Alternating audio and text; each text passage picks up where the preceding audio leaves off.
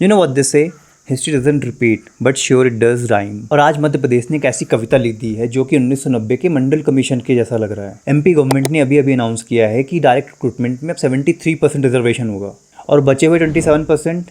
रुक जा भाई, अगर आप सोच रहे हो कि ये जनरल कैटेगरी के लिए है तो नहीं, ये ओपन फॉर ऑल है। मतलब इसमें 73% वाले भी काउंट किए जाएंगे, compete कर सकते हैं। मतलब अब इसे एक लॉटरी सिस्टम बना दिया गया, एक जॉब मार्केट बना दिया गया है जहाँ पे 73% तो रिजर्व है और बाकी बचे 27% free for all. But seriously guys, ये डिसीजन इतना खतरनाक क्यों है? क्या ये इंडिया में 1990 जैसे मैसिव प्रोटेस्ट को ट्रिगर कर सकता है? So today we will deep dive into this entire controversy and trust me, by the end आपको समझ में आ जाएगा कि एक सिर्फ पॉलिटिकल मूव नहीं है बल्कि पोटेंशियली इंडिया की सबसे बड़ी सोशल इंजीनियरिंग एक्सपेरिमेंट है पोस्ट इंडिपेंडेंस ऑब्वियसली।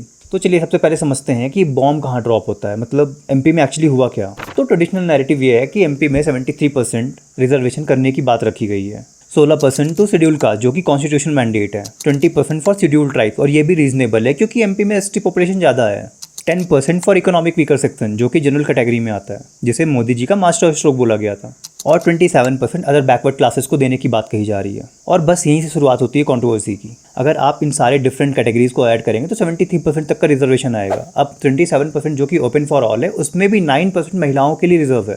खैर अभी तक ये क्लियर नहीं है कि ये 9% रखा जाएगा या नहीं रखा जाएगा। ये 27% ओपन फॉर ऑल है, ये कोई जनरल कोटा नहीं है, मतलब जनरल का एग्जीक्यूटिव कोटा नहीं है। मतलब रिजर्व कैंडिडेट्स इन 27% के लिए भी कम्पीट कर सकते हैं, इस सीट के लिए लड़ाई लड़ सकते हैं। अगर इसे आसान भाषा में समझें तो ये ठीक उसी तरीके से है कि अगर किसी क्रिकेट मैच में बोला जाए कि 73% बॉल सिर्फ विराट कोहली खेलेगा और बाकी 27% बॉल कोई भी खेल सकता है, इवन विराट कोहली भी। Fair game. और अब इसका लीगल जस्टिफिकेशन क्या दिया जा रहा है? इन्होंने एक एफिडेविट फाइल करी है सुप्रीम कोर्ट में with some interesting arguments. Initially जो स्क्रीनशॉट्स वायरल हो रहे हैं, जो भी एफिडेविट के स्क्रीनशॉट्स वायरल हो रहे हैं, उसमें साफ साफ देखा जा सकता है कि हिंदू सेंटिमेंट्स को हर्ट किया जा रहा है। Hindu scripture caste system based बातें बोली जा रही हैं और उसके बाद एमपी गवर्नमेंट बोलती है कि हमारा स्टेटमेंट नहीं है, मतलब इनसे उनका कोई लेना देना नहीं है। पर ये एफिडेविट वही फाइल कर रहे हैं और हवाला दे रहे हैं कि ये 1983 के महाजन कमीशन की रिपोर्ट है, हम तो सिर्फ हिस्टोरिकल डॉक्यूमेंट्स पेश कर रहे हैं, हमारा इनसे कोई लेना देना नहीं है। बट फिर भी you are defending 73% reservation in 2025। Coincidence? I think not. अब सबसे इंटरेस्टिंग बात है, क्या ये एक पॉलिटिकली मूव है या नहीं? एमपी में 40 to 45% ओबीसी पॉपुलेशन है और मुस्लिम्स भी इस कैटेगरी में बड़ा एक चंक शेयर करते हैं और बीजेपी ऑब्वियसली ओबीसी वोट्स को कैप्चर करना चाहती है। स्पेशली तब ये नैरेटिव बन गया था कि बीजेपी एक अपर कास्ट पार्टी है। खैर मोदी जी ने कहा था सबका साथ सबका विकास, अब लगता है एमपी गवर्नमेंट बोल रही है सबका साथ कुछ का विकास। खैर ये एक पॉलिटिकल कैलकुलेशन है या एक जेन्युइन सोशल जस्टिस, ये आने वाला वक्त ही बताएगा। अब टाइम ट्रेवल करते हैं 1990 में। वीपी सिंह ने मंडल कमीशन को इम्प्लीमेंट करने के लिए डिसाइड किया था जिसमें ओबीसी को 27% रिजर्वेशन देने को बोला गया और उस समय ये 27% अगर दूसरे रिजर्वेशन में ऐड कर दिया जाए तो बनेंगे 49.5% रिजर्वेशन। और फिर क्या हुआ? India literally burn. अगस्त 1990 वीपी सिंह ने मंडल कमीशन को इम्प्लीमेंट किया और अगस्त से लेकर दिसंबर तक कंटिन्यूअस राइट्स होते रहे, प्रोटेस्ट होते रहे, सेल्फ इमोलेशन होते रहे। राजीव गोस्वामी 19 साल का लड़का जिसने खुद को आग लगा ली, 50% बर्न। बाद में यही लड़का became the face of anti Mandal commission protest. Monika Chadda, इन्होंने खुद को आग लगाई बट शी डाइड। दोस्तों उस समय लोग मर रहे थे और ये कोई सोशल मीडिया हैशटैग नहीं था, ये एक्चुअल लाइफ एंड डेथ का मैटर था। टोटल 200 कैजुअलिटी यूज़ हुई थी जिसमें लगभग 62 लोग मारे गए थे और ये उस समय की बात है 1990 की। और 1990 से लेकर आज 2025 में क्या डिफरेंस है? पर्टिकुलरली 1990 में साउथ इंडिया थोड़ा शांत था कंपैरेटिवली, वहाँ ऑलरेडी 50% तक का रिजर्वेशन था, अपर कास्ट पॉपुलेशन कम थी, इंडस्ट्रियल सेक्टर बेटर था, जॉब्स थी और गवर्नमेंट जॉब्स पर डिपेंडेंसी काफ़ी कम थी। बट आज का सिनेरियो अलग है, हर लड़के को, हर आदमी को जॉब चाहिए, स्पेशली सरकारी जॉब। इकोनॉमिक सिचुएशन वर्स है, सोशल मीडिया से information and miss information instant spread होता है। तो अगर इस पॉलिसी को इम्प्लीमेंट करी जाती है, रिजर्वेशन को इम्प्लीमेंट करी जाती है तो ये एक डोमिनो इफेक्ट की तरह काम करेगा। राजस्थान बोलेगा हमें भी गुज्जर कोटा चाहिए, गुजरात की पटेल कम्युनिटी भी डिजर्व करती है, यूपी बोलेगा हमारा पॉपुलेशन ज़्यादा है तो हमें भी 80% दो, और बिहार में तो ऑलरेडी बीजेपी 65% के लिए लड़ रही है सुप्रीम कोर्ट में। तो ये कॉन्स्टिट्यूशनल क्राइसिस नहीं है तो क्या है? पैटर्न देख रहे हो, जब कोई गवर्नमेंट सोशल इंजीनियरिंग करने की कोशिश करती है without debate, without proper consultation, then society pays the price. Supreme court ने खुद ऐसे रिजर्वेशंस पे एक सीलिंग लगा दी थी जो कि था 50%, मतलब ऐसे सारे रिजर्वेशंस को मिलाकर 50% से ऊपर नहीं होना चाहिए। Indira Sahni versus union of India 1992 के केस में एक लैंडमार्क जजमेंट दिया गया था जिसमें सुप्रीम कोर्ट ने क्लियरली कहा था that reservation shall not exceed 50% accept in extraordinary cases. तो अब क्वेश्चन ये है कि क्या ये एमपी का 73% reservation falls into that extraordinary circumstances? ऐसा पहले भी करने की कोशिश की जा चुकी है। तमिलनाडु ने 69% रिजर्वेशन रखा था सिंस 1990s और उसे 9 शेड्यूल में डाल दिया गया, इसलिए वो बच गया। महाराष्ट्र ने ट्राई किया था 68% रिजर्वेशंस को, बाद में उसे सुप्रीम कोर्ट ने स्ट्रक डाउन कर दिया। और राजस्थान में गुज्जर एजिटेशन अभी भी चलते हैं, कभी कभी राइट्स भी हो जाते हैं। और अब एमपी इस एक्सक्लूसिव क्लब में ज्वाइन हो गया है और इस 73% के लिए एमपी गवर्नमेंट सुप्रीम कोर्ट पहुंची है सो दैट वो इसको इम्प्लीमेंट करा सके। और जहाँ पे उनके लॉयर बोलते हैं कि देखिए योर ऑनर, हमारे पास हिस्टोरिकल इनजस्टिस का एविडेंस है, बैकवर्ड क्लासेस की पॉपुलेशन ज़्यादा है और इसलिए हमें एक्स्ट्राऑर्डिनरी सर्कमस्टांसेस के अंदर परमिशन चाहिए। और जब सुप्रीम कोर्ट डेटा मांगेगा, कॉन्स्टिट्यूशनल जस्टिफिकेशन मांगेगा, तब एमपी गवर्नमेंट का एडवोकेट क्या बोलेगा कि सर हमारे पास व्हाट्सएप फॉरवर्ड्स के मैसेजेस हैं। ऐसे ऐसे दलीलें दी जा रही हैं जो ऑलरेडी डीबंक हो चुकी हैं। वहाँ पे बोला जाता है कि महाजन रिपोर्ट में जो भी लिखा है या जो भी वो डेटा या फैक्ट्स लेके आ रहे हैं सामने, वो बस इसे सबमिट कर रहे हैं, बाकी इनसे बीजेपी का कोई लेना देना नहीं है। कोई सेंस है इस बात का? या तो कोई चीज़ सही हो सकती है या तो कोई चीज़ गलत हो सकती है। और यहाँ पे सुप्रीम कोर्ट में बीजेपी बोल रही है कि ये डॉक्यूमेंट सही है पर हम गलत नहीं है। क्या होगा अगर सुप्रीम कोर्ट इस 73% रिजर्वेशन को अलाउ कर दे?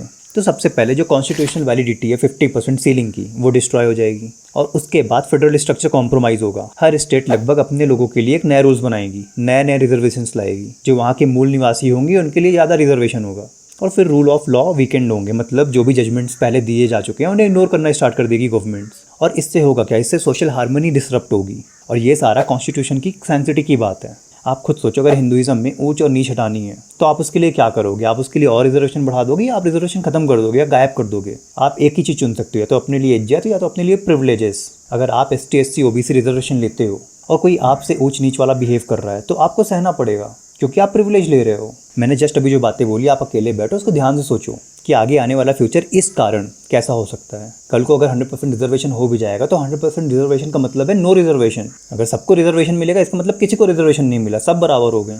और इंडिया जैसी कंट्री में एक टर्म को बड़ा दोहराया जाता है, माइनॉरिटी। और अगर हम मैथमेटिक्स ऑफ फ्रस्ट्रेशन देखें तो इस रिजर्वेशन में जो माइनॉरिटी है वो है general category. Current Indian demographics में ST 8 से 9% है, SC 16 से 17% है, OBC 40 से 42% है और जनरल कैटेगरी 25 से 30% है। और अब MP मॉडल क्या शो कर रहा है कि रिजर्व कैटेगरी को 73% गारंटीड मिलेगा, मतलब कम से कम 73% सीट्स आपको मिलेंगी ही मिलेंगी। और उसके बाद भी आपके पास चांस है कि आप उस 27% जो रिमेनिंग है उसमें भी आप सीट्स ले सकें। मतलब अगर आप एक जनरल कैंडिडेट के समकक्ष कुछ नंबर पाते हैं तो आप अपने कैटेगरी में नहीं बल्कि उसकी कैटेगरी में आपको सीट मिलेगी। तो कुल मिला के हिंदुइज्म के माइनॉरिटी जनरल कैटेगरी गेट्स 27% और उसमें भी कोई गारंटी नहीं है कि उन्हें सीट्स मिल ही जाए। जनरल कैटेगरी वाले भी सोच रहे होंगे कि सर हमारा क्या कसूर है, हमने कौन से पाप किए हैं। और ये इम्प्लीमेंटेशन MP में कितना डेंजरस हो सकता है, मतलब इससे कितने बड़े बड़े राइट्स हो सकते हैं, कितने वायलेंस हो सकते हैं। ये मैं क्यों कह रहा हूँ? क्योंकि 1990 में इन्फॉर्मेशन कैसे ट्रेवल होती थी, by papers, by TV, radio, ये सारे स्लो थे एंड कंट्रोल्ड थे। और आज क्या हो रहा है? Twitter, Insta, Facebook, YouTube, WhatsApp university, ये सारे इंस्टेंट एंड इमोशनल है। मतलब मिस इन्फॉर्मेशन फैलना या इन्फॉर्मेशन फैलना आज की डेट में कुछ घंटों में सबके पास पहुंच जाता है। और 1990 में प्राइवेट सेक्टर ऑप्शंस कम थे पर अवेलेबल थे। और आज क्या हालत है? अनएम्प्लॉयमेंट रेट 5 से 8%, यूथ अनएम्प्लॉयमेंट 15% प्लस है और प्राइवेट सेक्टर अनस्टेबल है। उनके ले ऑफ्स बड़े कॉमन है, मतलब कंपनी से कभी भी निकाला जा सकता है। एक गवर्नमेंट जॉब्स ही हैं जो सबसे ज़्यादा स्टेबल है और इसी का क्रेज़ यूथ में। सबको गवर्नमेंट जॉब चाहिए सो दैट उन्हें काम कम करना पड़े और उन्हें सिक्योरिटी रहे, मतलब पैसे तो आते ही रहेंगे। तो इमेजिन करो आपके पास एक गवर्नमेंट जॉब ही ओनली ऑप्शन है और अब गवर्नमेंट कह रही है आप कितनी भी मेहनत कर लो, कितनी पढ़ाई कर लो, लेकिन आपके लिए जॉब गारंटीड नहीं है। For general category I am talking about. Frustration सुपरसेंट गॉड लेवल। और फिर आप क्या करोगे?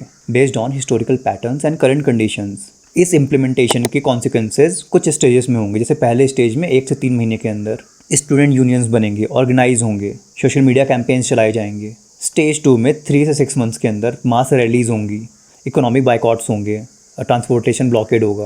और फिर स्टेज 3 में 6 से 7 से 8 महीने के अंदर सिविल डिसोबीडियंस होने लग जाएगा, गवर्नमेंट बिल्डिंग सीज होने लग जाएंगी। और stage 4 potential violence, police action, political crisis, बहुत सारी चीज़ें हो सकती हैं। I am not hoping that will happen, but historically pattern यही रिपीट होते आया है। नेपाल, बांग्लादेश, इंडिया, हर जगह यही हुआ है। और अगर ये इम्प्लीमेंटेशन होते हैं तो ये एक रिपल इफेक्ट भी क्रिएट करेगा।